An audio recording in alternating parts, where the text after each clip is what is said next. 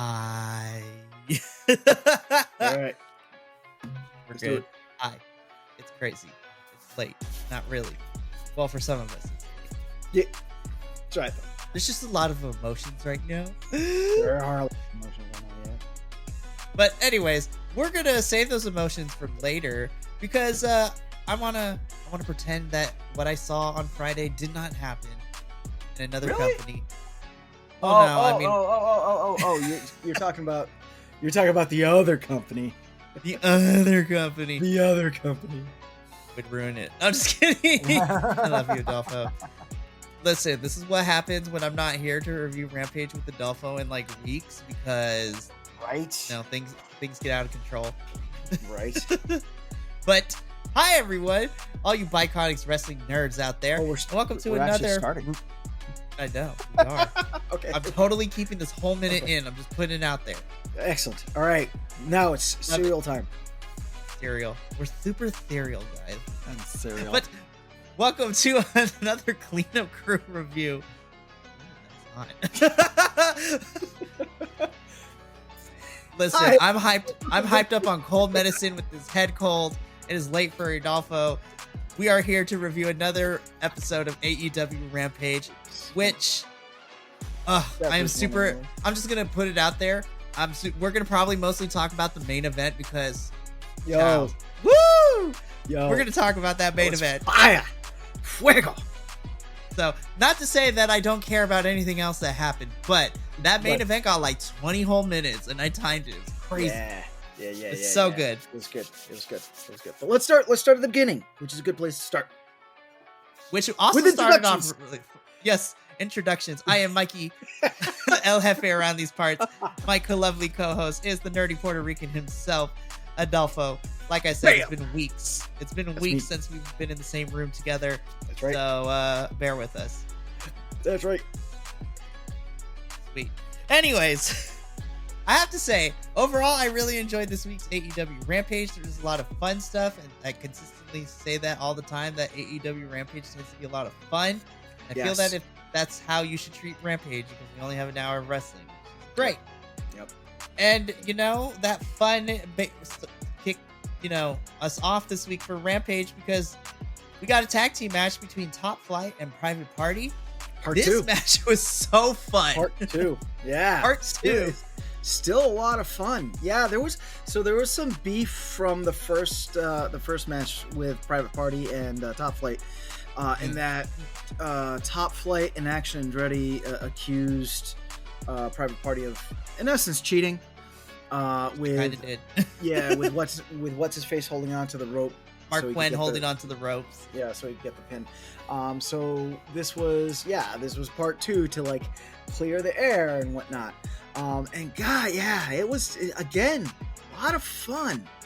I was kind of worried seeing that we were gonna get, Top Flight, Private Party Part 2.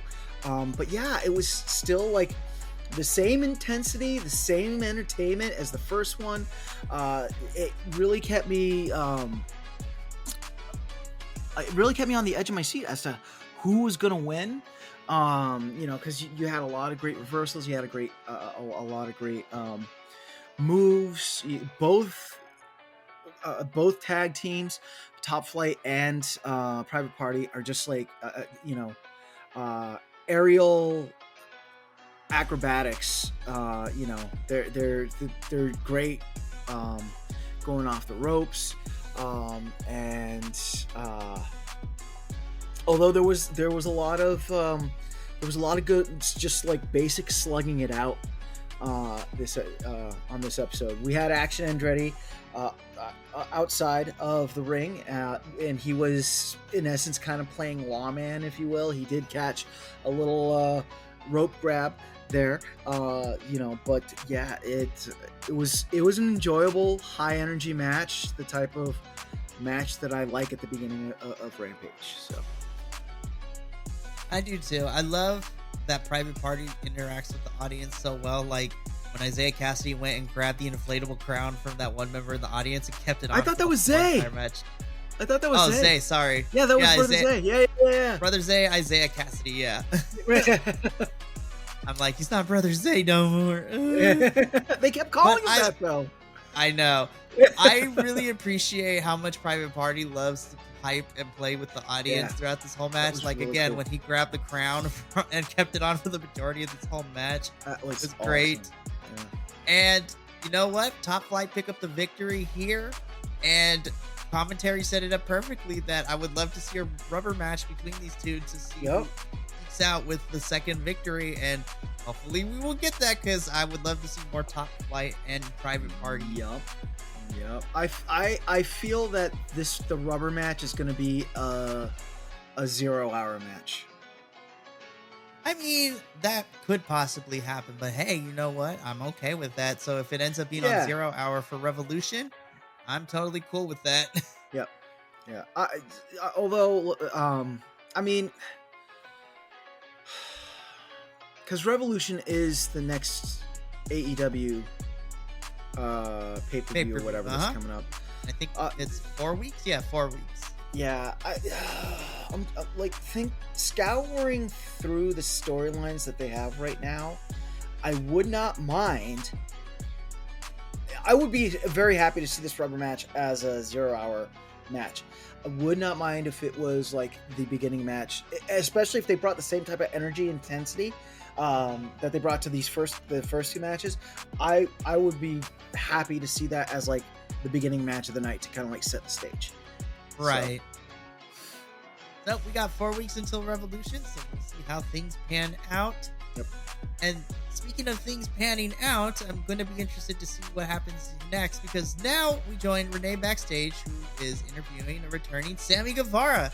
Last time we saw Sammy was during Battle of the Belts in that street fight for the AEW World Tag Team Championships. It's him and Chris Jericho versus Big Bill and Ricky Starks. And of course, but Adolfo did a beautiful, I think all three of us collectively figured out a way to talk about Battle of the Belts. It felt like so long ago, but it was really like 2.5 weeks ago. Yeah. There's a lot of wrestling, you guys. I don't know. There was a lot of wrestling.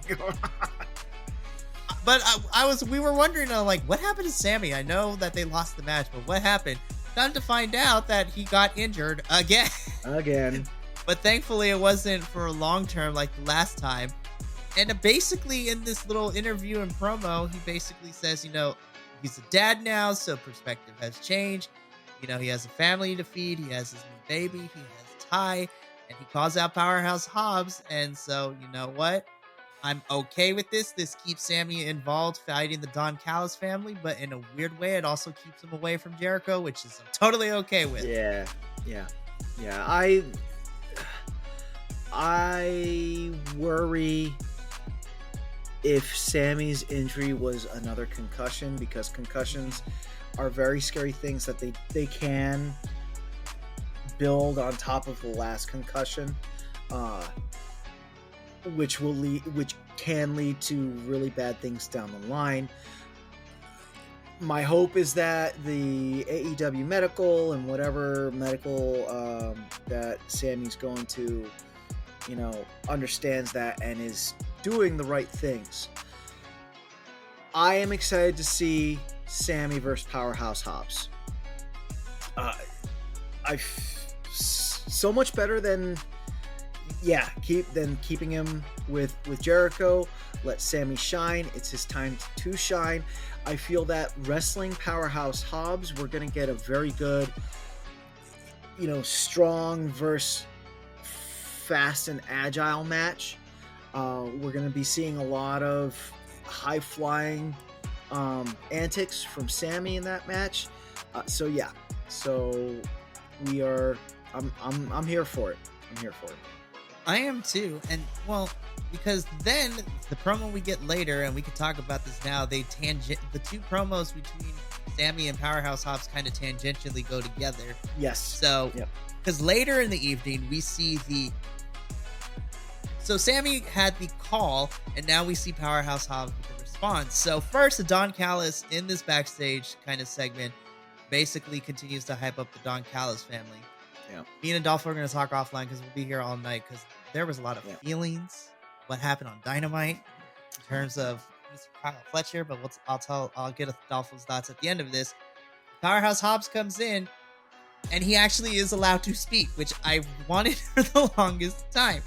And so he basically answers Sammy saying, you're not the only one with kids. I have 3 children of my own, and I have to make sure that I provide for them. So, Sammy, you made a big mistake of calling me out because I'm going to bring it to you, and you better be ready. And this made me invested because, 1, we get to see Sammy be on his own for a little bit. And 2, with this promo from Powerhouse Hobbs, I've been wanting to see him back in the wrestling ring. And it seems that he's going to be doing this program with Sammy because Chris is going to be dealing with another member in Takeshita later, with this feud. So I'm happy that we get to see Sammy and Hobbs have something outside of, always being in multi-person tags. And this is more of a one-on-one situation. Yep. So we can move on. Yes.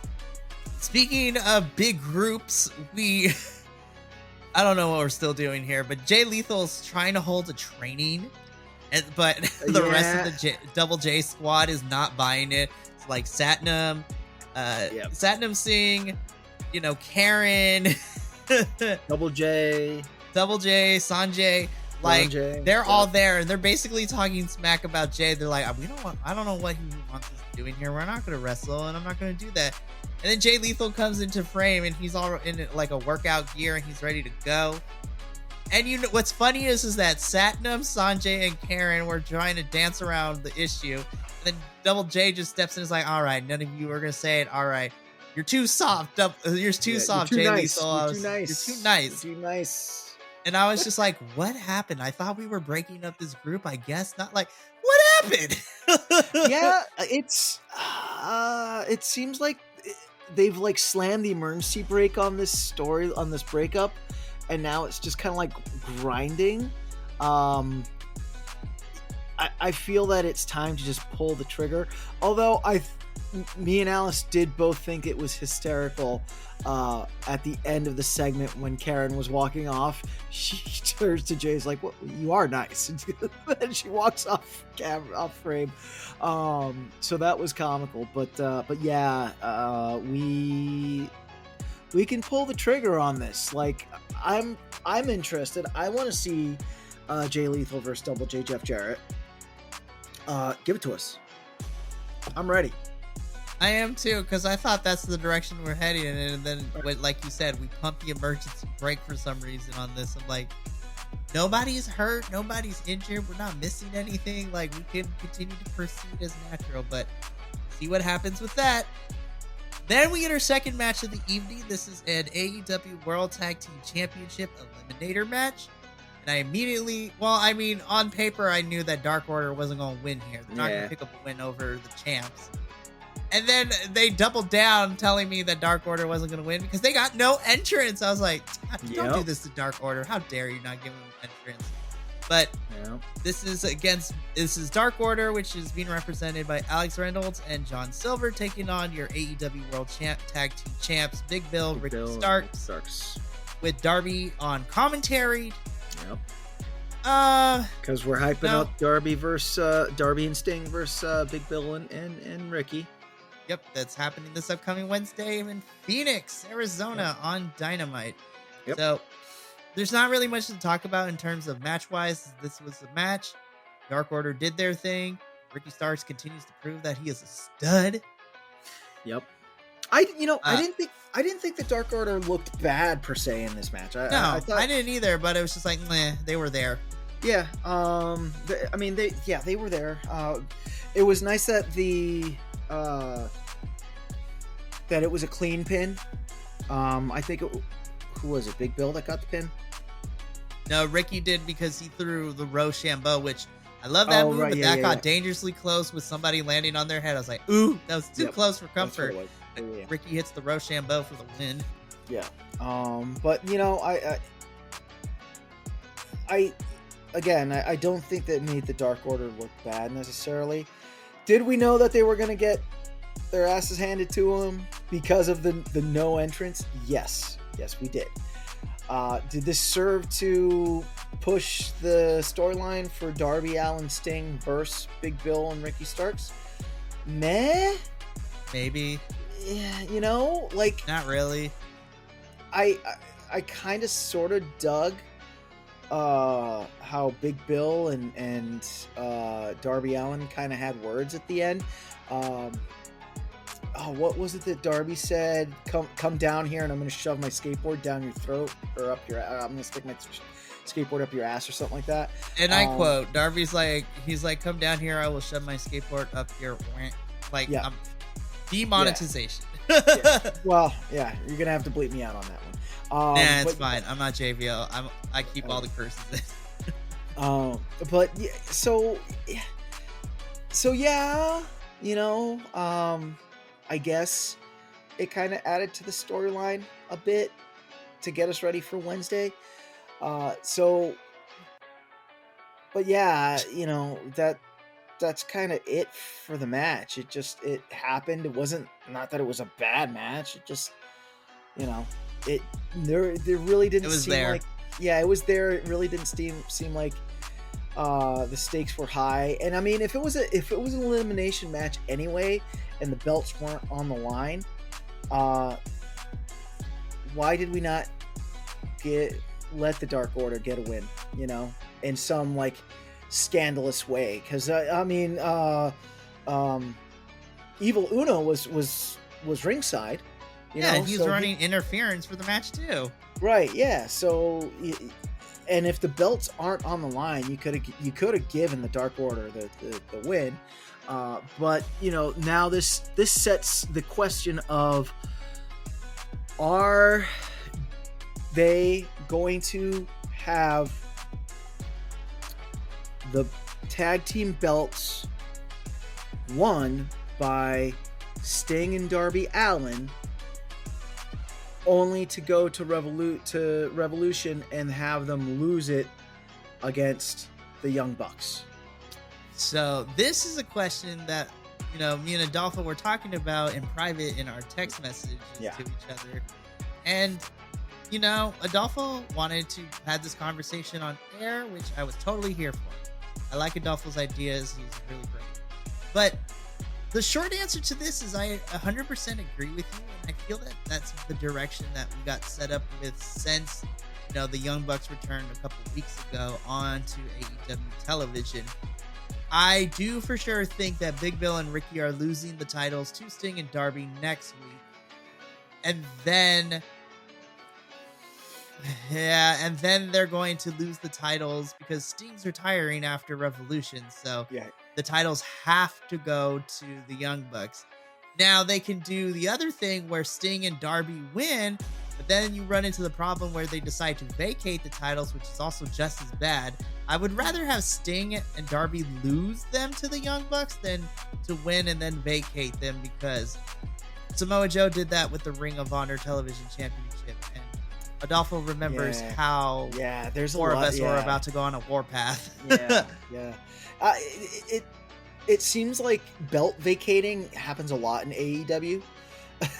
You know, I'm like, you should only vacate the belt if you are injured, or if you were like a belt from a different company, like TNA, for example. Their X Division Championship has the ability, you can vacate the title, but it's like a cash-in. Vacate the title, and then you get a World Championship match at your choosing later down the line. Right. So, but just to vacate it is never an option for me, and it frustrates me when that happens like that. Right. And then the other X factor is Sting, you know.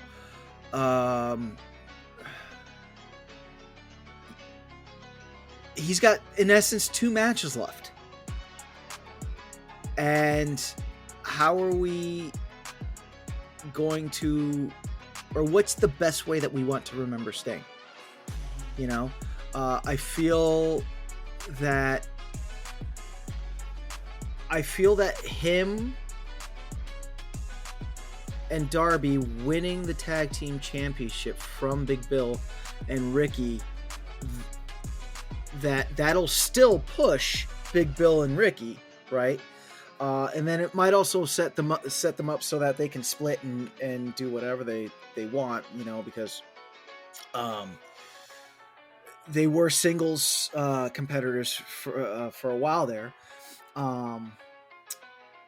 or well, that's we'll put that, and then if you have Sting and Darby then dropping this to the Young Bucks, it then pushes the Young Bucks, but still, Sting and Darby are going to look good, and if it's one thing that we know about Sting is that he wants to promote the younger talent. He wants to push the younger talent, he's not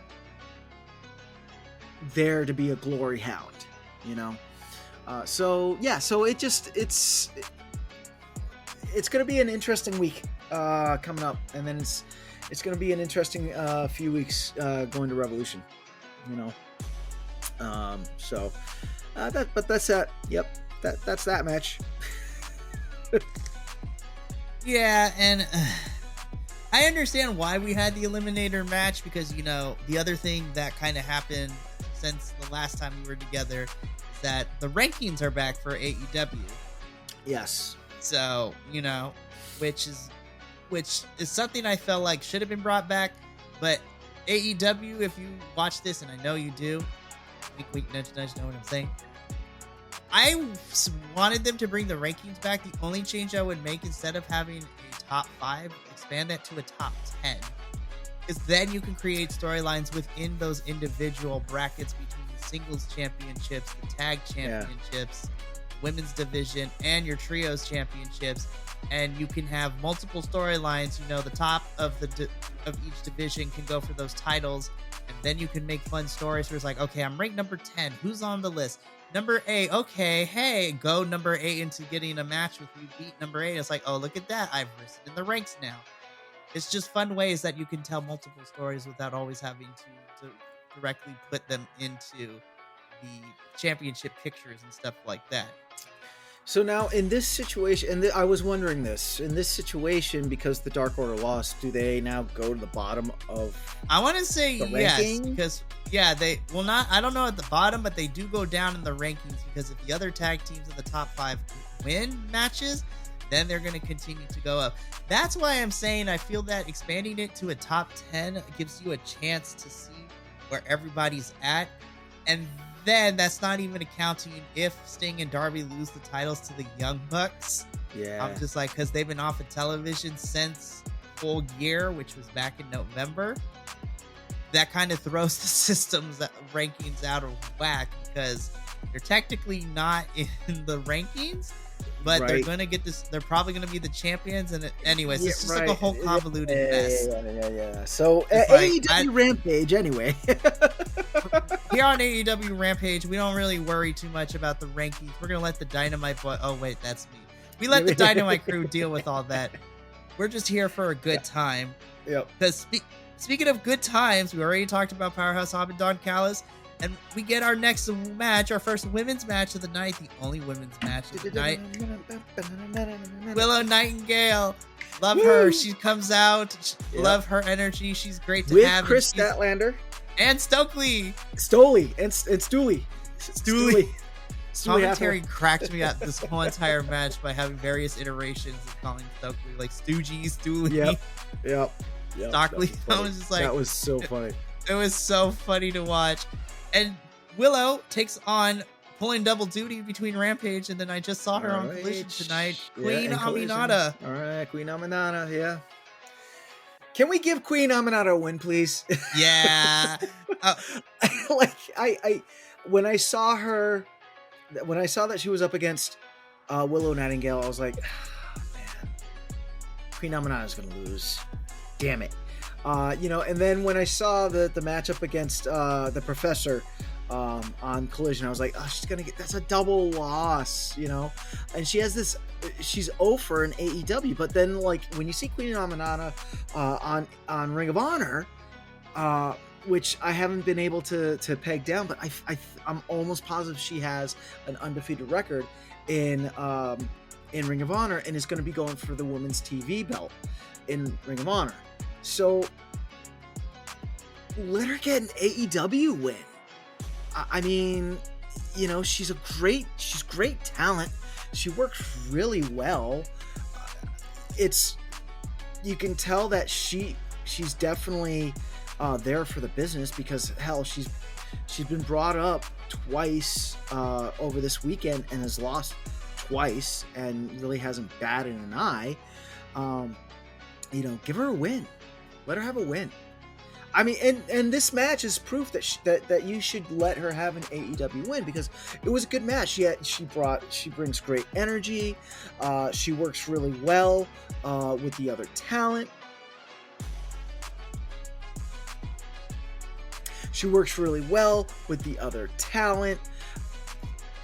The crowd, and she's over with the crowd. I mean, that crowd was cheering for Queen Aminata at some points, So let the Queen get a win. I 100% agree. This match though kind of ruled too. I mean, no doubt, and I apologize if I sound like I'm dunking on this match. No, I totally 100% agree with you. Yeah. The match itself was awesome. This was a really good match. I love anytime Willow is in the ring. She can do no wrong in my eyes. Queen is a fantastic wrestler. They both did an awesome job. But I 100% agree with you. At least in the AEW universe, I want to see her pick up a substantial win. Kind of put her on track to be somebody to consideration to be taken seriously in the women's division. Because, look, I want Queen to get set up for success. I want her to pick up a substantial victory over someone, because my bucket list of who I would love to see, just because I would think their styles would match really well.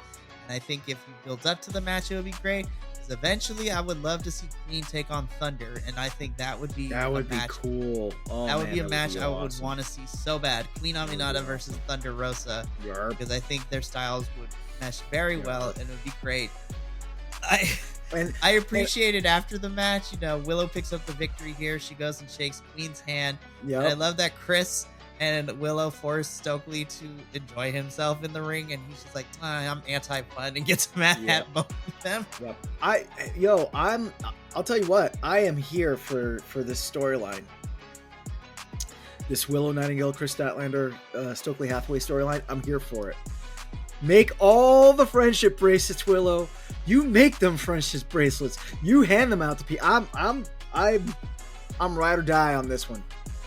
Well, since we're talking about the friendship bracelets, because again, we're not done with Stokely and Willow and Chris, because later in the evening, they're backstage with Renee.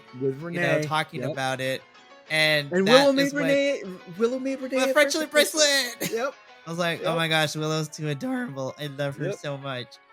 But, Willow is being interviewed. And then all of a sudden, we hear a cacophony of yelling and screaming. And who should arrive on the scene but the Outcast 2.0. Saraya, Ruby, and Harley Cameron. They're all arguing still. Stokely killed me with the line. It's like, hey, nobody makes fun of Willow except me. What? That's mean. But yeah, anyways. And then Saraya kills me. She's like, she's a stray. She adopted. I died when Stokely. What was it? This this isn't like Dawson's Creek or Keep That Dawson's Creek stuff. Like, I was like, it's like, this is AEW Rampage. This is AEW Rampage, not Dawson's Creek. Oh, that was great. This spot was a fun spot, a great spot. Chaotic. I loved it. Yeah, Harley Cameron biting Stokely Hathaway. Like, I died. Yeah, I wasn't on board with this iteration of Harley, but I am now. But right after this, yeah, totally give us this like stray unhinged Harley Cameron. Like, I'm here for it. Yeah, because that was funny. Yeah, and it sets up Willow versus what seems to be Willow and Chris maybe versus Ruby and Saraya next week, which I'm excited for. Saraya killed me in this too. She's like, I'm tired. I was like, is it my contract? Like, I have to wrestle. It's like, I have to sweat. Yeah. I don't know what Saraya decided to go with this character, but I love this choice in her character. It's so refreshing. It's hilarious. Yeah, I would actually be tickled pink if Saraya pulled some shenanigans and had Harley step in the ring in her place. So then you would have Ruby and Harley against Willow and Chris. Because I think that would be a lot of fun, especially with the Ruby Harley dynamic that's been building. Which I hope they haven't stopped that storyline, especially with Cool Hand Ange. Like I would not mind seeing Cool Hand Ange trying to, apologize to Ruby, and then more scheming machination, and have this whole Romeo Juliet thing. I like that. I'm here for that. I dig it. So hopefully they don't stop that. Hopefully, we get a little bit more of that, maybe next week at Rampage or something like that. But that's my 2 cents on that. Yeah, I'm so here with what we're dealing with Chris and Willow and the Outcast 2.0. I'm just happy to see all these women get television time. Yeah. It's been really fun to watch the storyline play out. Yes, it has. All of them. They're separate storylines and then coming together on Rampage. This is great. So then, from here, I love that Orange Cassidy just sets up his own interview. So Renee's backstage with Orange Cassidy and best friends. And it's Renee's Orange, you asked for this time.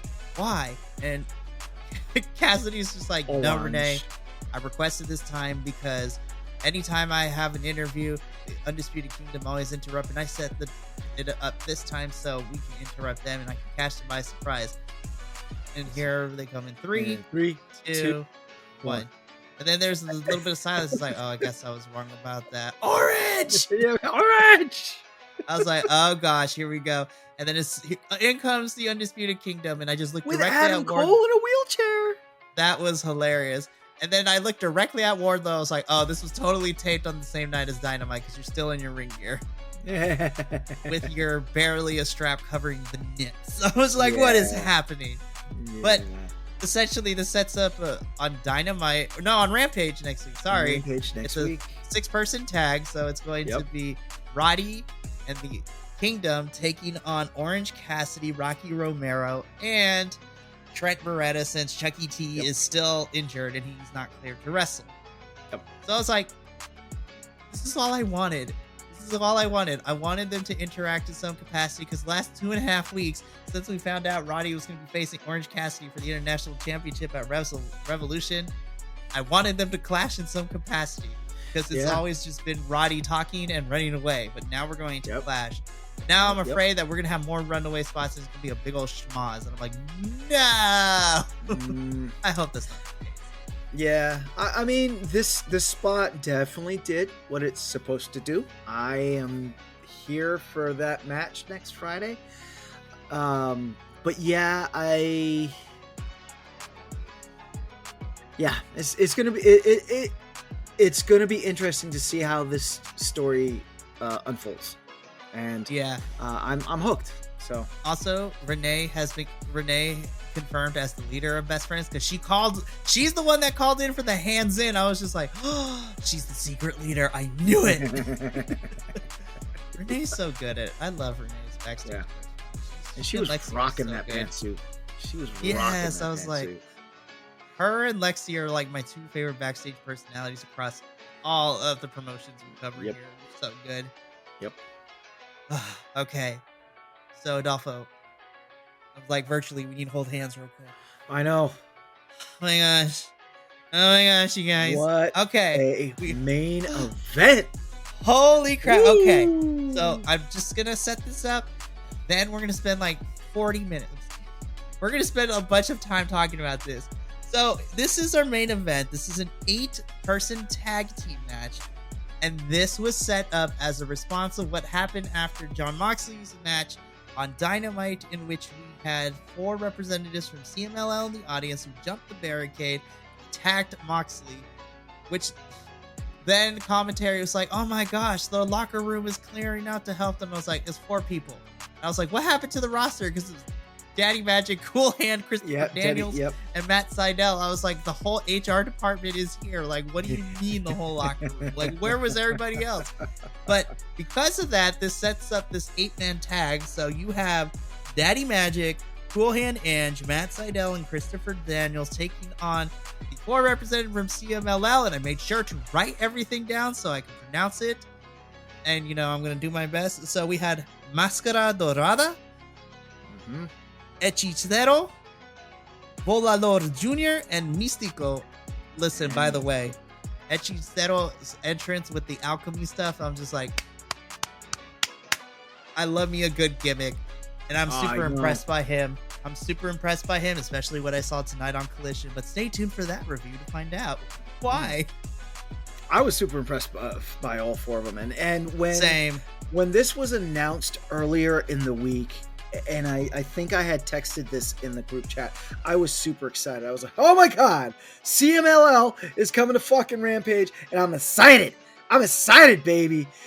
Then when I saw, because I will admit I didn't see Dynamite yet, but when I saw how this was set up where they jumped Jon Moxley, I was like, oh, please don't make the brown people the bad guys. Like, please technically don't. They are. And technically they are. But when they came out for this match, it didn't feel like they were being denigrated. And it was a fantastic match. It was not just a bunch of high fly spots. You can tell that these 4 are like mat tacticians, that they've been around, because there was enough high flying, and then there was enough technical wrestling in there that, like, dude, like that pin that it hits a Hechicero did. Hechicero, what? That was insane. Grabbing Christopher Daniels and then rolling him around a couple of times to make him dizzy and disorient to pin him. I was just like, off of some like weird arm bar to like, yo, that was insane. And it was good. And I mean, admittedly, the other 4, Matt Sydal, Christopher Daniels, Cool Hand Ange, and Daddy Magic, they looked good in this match. They weren't made to look the fool, which unfortunately, Cool Hand Ange and Daddy Magic, as of late, that's kind of been their shtick, and we unfortunately know that Matt Sydal and Christopher Daniel, even though, again, on ROH, they are great, right? Usually when they show up in Rampage or Collision, they're there to you're gonna eat this pin. Yeah, and they're gonna get that pin. But they looked competent in this match, and that added to the enjoyment, because you did have talent that could match Matt Sydal and Christopher Daniel in their technicality and in their high flying nonsense, for lack of a better word, with the 4 luchadors. So yeah, it was a great match. It was a great match. I want to take this time to explain to the audience why me and Adolfo were super excited once we got the announcement, and why we're like kids on Christmas morning when it comes to talking about this match. So in previous reviews, anytime we got a luchador involved in the AEW universe, me and Adolfo have talked that verbatim like every single time, because not just in AEW, but just in general, Lucha Libre, while it is high-flying, fast action, it's a lot of fun to watch. We have talked about how here in the Western states, Lucha Libre stars in mainstay Western companies don't necessarily get treated very well or don't get presented well. Yeah. And they're always usually taking the pins in matches to colored wrestlers or Caucasian, white people, no counterparts or constituents, if you will. And me and Adolfo were super excited because with the very little knowledge both of us know about CMLL, it's a big Lucha Libre federation in Mexico. CMLL and AAA are like the two biggest federations for Lucha Libre in Mexico. So that already got me pumped. And I agree with Adolfo in the sense that I was worried because they were being presented as the heels in this when they were beating up Jon Moxley. And then I was like, oh, wait, no, this kind of makes sense because in Lucha Libre, you have your faces and then you have your rudos or your heels, which makes sense. Honestly, it's kind of refreshing to see somebody beat up BCC once in a while, too, because BCC always ends up beating up everyone else. But this is the first time we really see BCC kind of get taken to the floor. And we're not done with our CMLL representatives because we're going to see them on Dynamite in a 6-person tag next week too, with Claudio, Moxley, and Danielson, and then we have 3 of our CMLL boys represented in that match too. It's great. But the reason me and Adolfo love this match so much more so is I can't speak for Adolfo's experience, but as a kid growing up, very rarely did I get to see myself in just about any medium, whether it be cartoons, movies, things like that. That's why I would always gravitate towards, my more African-American superheroes, like growing up, Static Shock, the cartoon itself was like my big thing. The Proud Family was a big thing because that was the closest representation that I got of seeing me on television. And then once I found professional wrestling, I fell in love with it in general. But like Rey Mysterios, the Eddie Guerreros, I was like, oh my gosh, I can actually do this. I can see me here. And to see these 4 boys, even though they were presented as the heels in this, I'm like, I am super happy because I can see myself as an adult here. But on top of that, too, they picked up the win, which is the important part here. Yep. Yeah, they weren't presented as like the stupid heel, which happens quite often with American heel story writing. They're smart. They came in, they were aggressive. They showcased their talent, and it wasn't just spot. The match told a story, and the wrestlers helped to tell that story and moved along and made it fascinating. And I've said this before in other episodes. I'm all about the spooky wrestling, right? I'm all about like that spooky ooky stuff. And in the Lucha Libre storytelling, you see that a lot more, right? They're not afraid to, tap into that whole spooky ooky stuff. And at least it felt like to me, with these 4 from CMLL, that they allowed them to do that with the spooky ooky stuff. I mean, especially in the way that Hechicero got the win, because then he did his thing and the thing, and yeah, it was just, man, yeah, it was good. It was good, and I hope we see more, and I hope we see more story like this, because luchadors are so much more than just like doing crazy maneuvers off of the high ropes. They are so much more than that. That and those mascaras that they had, man, awesome. Oh, I'm like immediately, I was like, where can I find some? Like, yeah. They're so good. I loved it. Go.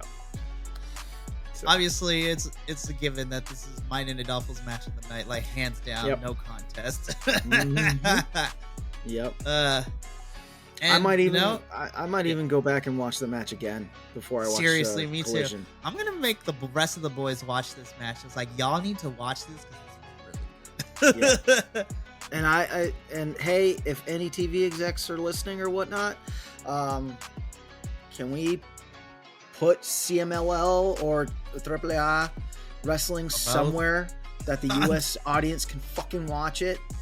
I would be so down to watch it. Please, I would love to watch it. I would too. Well, Adolfo, this brings us to the end of this week's cleanup crew. So the last thing we got to do is we got to rate this. So using the empanada scale, what are we giving this week's episode of Rampage? I'm giving this an 8. This Rampage, it flowed well. There was not a time where I was like, oh my god, this needs to stop. It felt like they knew what they wanted to do with each thing and the story that they were telling. Even with the Ricky Stark's Big Bill Dark Order match, I know that it kind of sound like we were dunking on that, but it still felt like it had a direction as to where it was going, and Alice can attest that at the end of Rampage, we were like, wait, that was it? Didn't even realize the hour had gone by. It was just, it was so fun and so engrossing that, yeah, dug it. I agree with you. I'm also giving this an 8 out of 10 for similar reasons as you. I think I enjoyed myself this week between the backstage stuff and the wrestling that we got to see. And then, of course, it got boosted up so much by seeing CMLL, the 4 boys wrestle in there.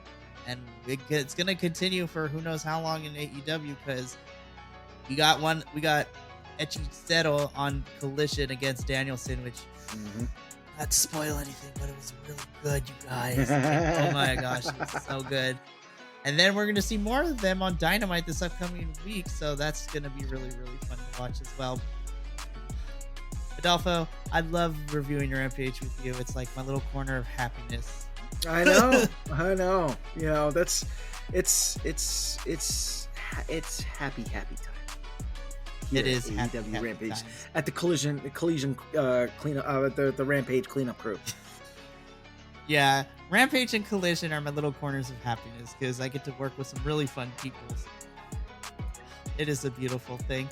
And, if you also enjoy this corner of little wrestling happiness as well, you can check out other cleanup crew reviews as well as other reviews that we have here on the Myconics YouTube channel.